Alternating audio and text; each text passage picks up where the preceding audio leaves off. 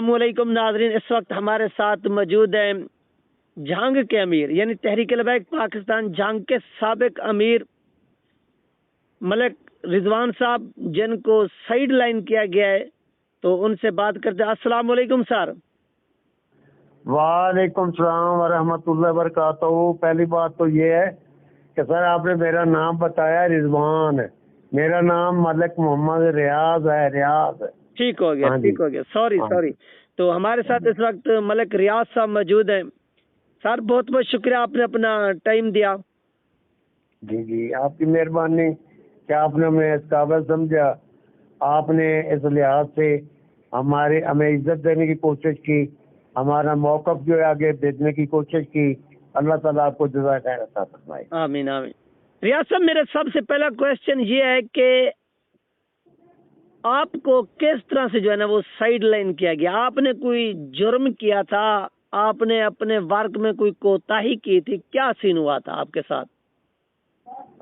मेरे साथ बात यह है कि मैंने ना तो कोई जुर्म किया है, ना ही कोई कोताही की है, बल्कि हम तो जो है ना सीना ठोक कर तरीके के साथ खड़े हैं। सही हो गया। कोर्ट शेड्यूल भी देखा है। 6-7 माह मेरी तनख्वाह बंद रही है, पेंशन बंद रही है। मैं पेंशनर हूँ। मैं अल्हम्दुलिल्लाह, अल्लाह का करम है, मेरे बच्चों पर बहुत प्रेशर था। वो आर्मी में है, एक पुलिस में है। बहुत प्रेशर था कि आप अपने बाप को हटाएं, पीछे ले जाए, लेकिन मैंने सब कुछ बर्दाश्त किया। अपनी पेंशन भी बंद करवाई। मैं 1.5-2 महीने जेल में भी रहे, 780 का केस भी झेला, लेकिन अल्हम्दुलिल्लाह हमारे जो सबक बाबा खादम साहब रिजवी ने पढ़ाया था उससे एक कदम पे हम पीछे नहीं हटे। जुर्म यही मेरा बना कि जब मैं जेल में था, जेल से जब मेरी जमानत होकर बाहर में निकला तो मुझे यही बताया गया कि डिवीजन की तरफ से कोई फंड आया था। किसी मिल मालिक ने, मोहब्बत करने वाले लोग होते हैं ना जी, बिल्कुल ज़कात निकाली, किसी ने ज़कात दी होगी, रमजान का महीना था। सही हो गया। ये कहा कि जितने असीरान है ना नमूसे रिसालत। सर एक मिनट यहाँ पर मैं आपकी बात थोड़ी काट रहा हूँ। आप ये थोड़ा वजाहत करें कि ये मिल कहाँ पर थी? ये थोड़ा फैसलाबाद का जो है, फैसलाबाद का रियासी। ठीक हो गया। फैसलाबाद के अंदर मिल थी, यानी उस मिल मालिक ने जब रमजान के अंदर मालिक ने सेठ का नाम मुझे नहीं बताया गया, ना मुझे पता चला है। ठीक हो गया, ठीक हो। उन्होंने ज़कात दी, उन्होंने बहरहाल जो किया जी, उन्होंने मालूमात, उन्होंने कहा कि चूंकि ये लोग पकड़े गए हैं रमजान शरीफ में, बिल्कुल आगे बच्चे इनके ईद आ रही है इनके घरों में, तो 10,000 हर असीर के घर में पहुंचाया जाए। ठीक हो गया। पैसा उतने वालों को अकमल साहब और नाज़िम आला इसके जो है वो लेने वाले या देने वाले वही है। अच्छा, रकम कितनी थी ओवरऑल? रकम कितनी थी? रकम तो 10,000 के हिसाब से उन्होंने दी थी, पता नहीं कितनी दी है। हमें मिली थी 1,60,000। हमारे नाज़िम को इन्होंने दिया था 1,60,000। वो नहीं पकड़ा गया था, नाज़िम अमानुल्लाह बलोच था, वो नहीं पकड़ा गया था, वो बच गया था। इसलिए उन्होंने उसको 1,60,000 रुपया दिया कि आप जो अपने जो हकदार हैं उनके घरों में ये इमदाद पहुँचा दें, डिवाइड कर दें। ठीक हो गया। हाँ जी। उन्होंने फिर 10,000 की बजाय 8,000 भी घर में दिया, लेकिन उन्होंने 20 लोगों को दिए। मैंने उनसे नंबर लिए, मैंने उनसे रब्ता किया, कुछ 4-5 लोगों से मैंने पूछा और मुझे तस्दीक हो गई कि वाकई उसने 8,000 रुपया दे दिया है। ठीक हो गया। अब बात ये है ना, बनता था हमारा 55 कह देते कम था, मुझे तो निकाल दे, मैं तो ना हकदार था ना मैंने लेने थे। ठीक, लेकिन बाकी 54 लोग जो थे उनका बनता था 5,40,000 रुपया 10,000 के हिसाब से। अच्छा, तो यही बात मैंने पूछ ली, अकमल साहब से पूछ लिया कि हाँ जी इतने पैसे आए थे, तो कह रहे थे 10,000 रुपये आदमी, तो हमारे तो कैदी ज्यादा थे, लेकिन आपने हमें पैसे थोड़े दिए। ये बात इन्होंने पल्ले बांध ली। हाँ, इन्होंने पूछा है تو انہوں نے پھر ان کو امان اللہ اور مجاہد ہے ان کو تھپکنا شروع کر دیا، کبھی کوئی الزام، کبھی کوئی الزام، کبھی کوئی الزام، لیکن کوئی چیز مجھ پر الحمدللہ نہ ثابت ہوئی ہے اور نہ ہی قیامت تک ہو سکتی ہے۔ ٹھیک ہو گیا۔ یہ اکمل صاحب کے پاس عہدہ کون سا ہے؟ یعنی یہ ڈویژن کے امیر ہے، یہ ڈویژن کے امیر ہے، ڈویژن فیصل آباد کے امیر ہے۔ جی ہاں جی۔ اور ناظم اعلیٰ ہے وہ جو اس کے میں نے پہلے آپ کو بتایا اس کا کیا نام مجھے یاد نہیں آ رہا ابھی، امیر صاحب تو ہے نا اکمل حسن صاحب، کل میں نے آپ کو بتایا تو اس کا نام بھی جو ہے جو ناظم اعلیٰ ہے، انہوں نے 1700 روپے، انہوں نے مجھ سے 2500 روپیہ مانگا تھا نقل کا، اور پھر 2000 روپے میں نے ان کو سینڈ کیے تھے، لیکن وہی نقل مجھے 300 کی بنوا کر وکیل صاحب نے دے دی، اور اس نے میں نے ان سے پوچھا 2000 آپ نے لیا تھا، انہوں نے وہ پیسے تو مجھے واپس کر دیے تھے، سیٹ کر دیے تھے، لیکن ایک بلیم تو ہے نا، ایک بد نیتی اور بدعنوانی تو ظاہر ہوتے نا کہ اس کو پتہ نہیں ناظم اعلیٰ ہے ڈویژن کا، اور وہی ATC کورٹ ہے ڈویژن میں، ہر روز یہ ریل کرتے ان پر بھی کیس تھے، لیکن اس نے لیے وہ اسے۔ صحیح ہے، یعنی یہ پیسوں میں بھی گھپلے کیے کہ جب آپ لوگ جیل میں تھے یا رہاؤ کرے، جن لوگوں کی رہائی میں پھر مشکلات آ رہی تھی، تو ان ڈاکومنٹس وغیرہ بنوانے میں بھی ان لوگوں نے آپ لوگوں سے پیسے لیے تھے۔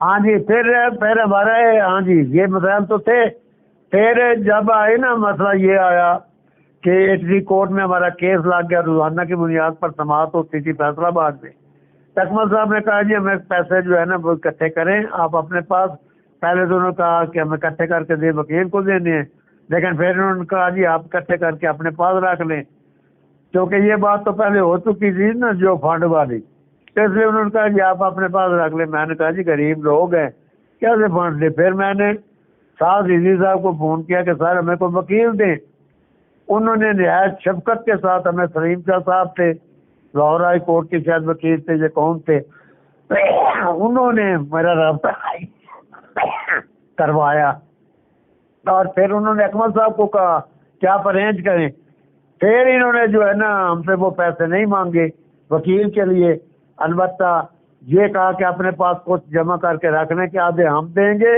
آدھے آپ مینیج کریں گے، تو وہ پھر پیسے اکٹھے ہوئے تھے میرے پاس، جو لگے وہ لگے، باقی جو بچے سب جو ہے نا ہمارے جو کیس میں شامل تھے ان سے آپ تصدیق کر کے پوچھ لوں، میں ان کو نمبر دیتا ہوں کہ ان کو جو واپس ان کے ایزی پیسے پر میں نے جو ان کی بچت ہوئی تھی میں نے ہر آدمی کے ایزی پیسے پر ان کو واپس بھیج دیے تھے۔ صحیح ہو گیا۔ ہاں جی، یعنی یہاں پر اتنی مالی بدعنوانیاں کی گئیں، ابھی تک بھی وہ لوگ عہدے پر فائز ہیں اور آپ کو عہدے سے ہٹا دیا گیا ہے۔ ہاں جی ہاں، میں نے وہ بات ایسے ہے نا جی، میری ریکمینڈیشن پر وہ ضلع کی باڈی میں کوئی آدمی نہیں رکھتے تھے، بالکل بالکل۔ اچھا، یعنی وہ بندے سیٹ کرتے تھے جو ان کی اپنی فیور کے تھے۔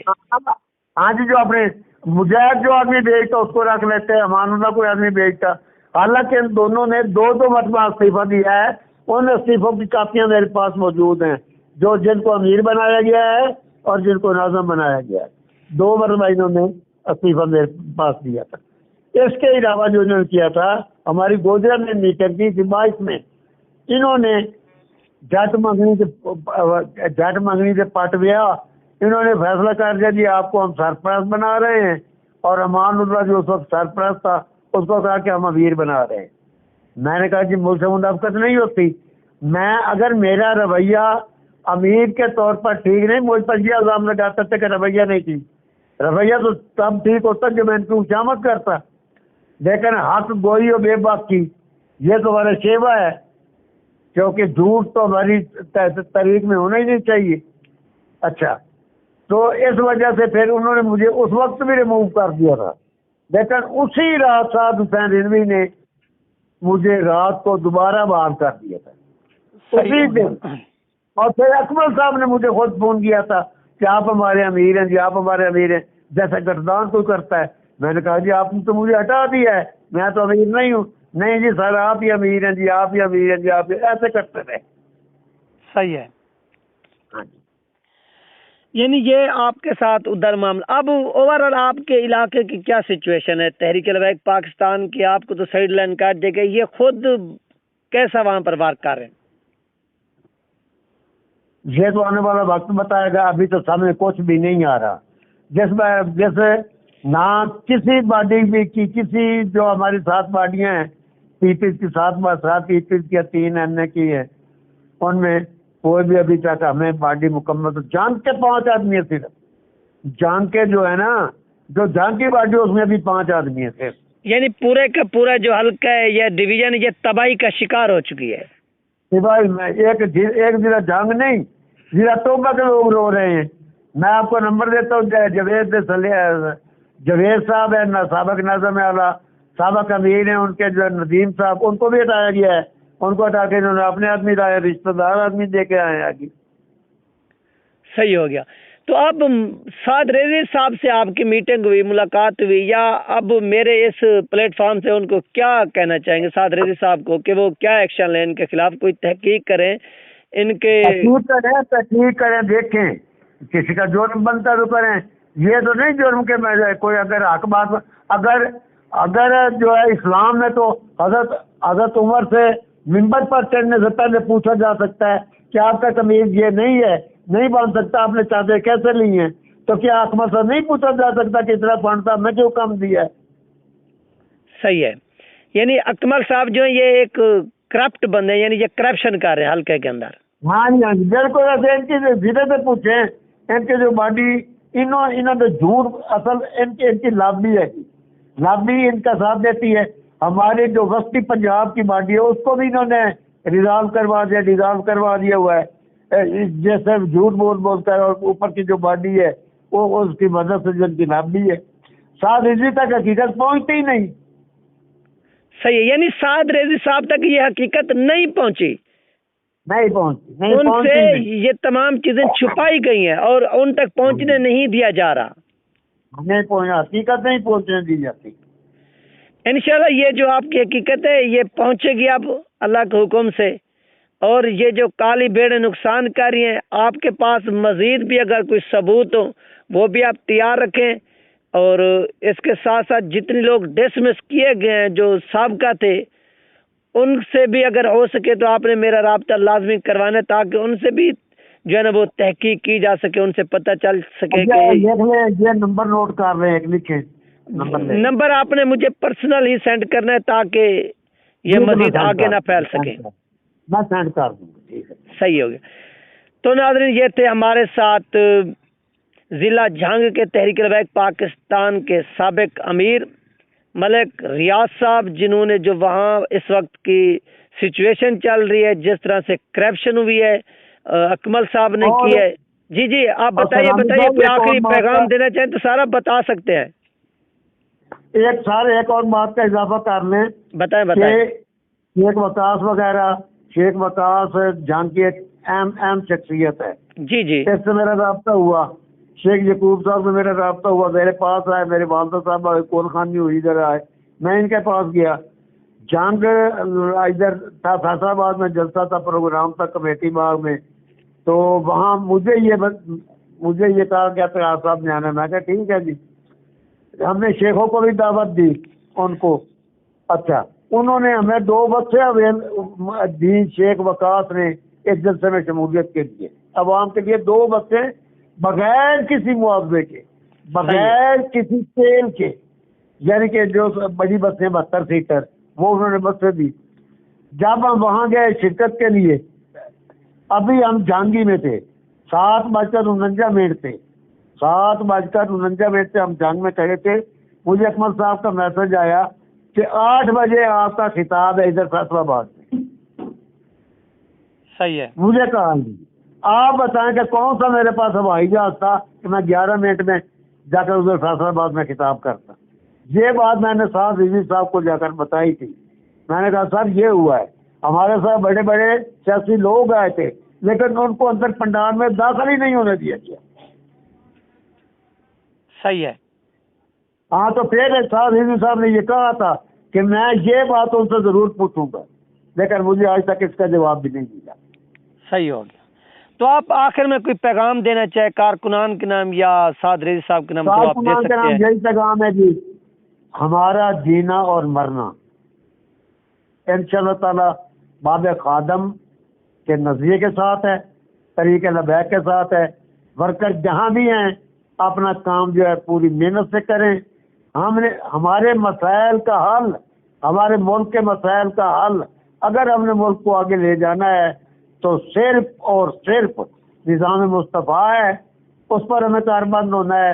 اور جو اس پر عملی نہ اٹھائی جا سکتی ہے سعد رضوی پر، نہ ہی ایسی کوئی بات کہی جا سکتی ہے، کیونکہ وہ آن پرچیز ہیں، جانبدار ہیں اور صحیح لیڈر کا کردار ان کے پاس ہے، لیکن ان کو حقیقت بتائی نہیں جاتی.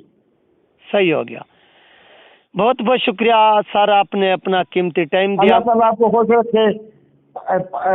تاجدار ختم نبوت زندہ باد، زندہ باد، زندہ باد.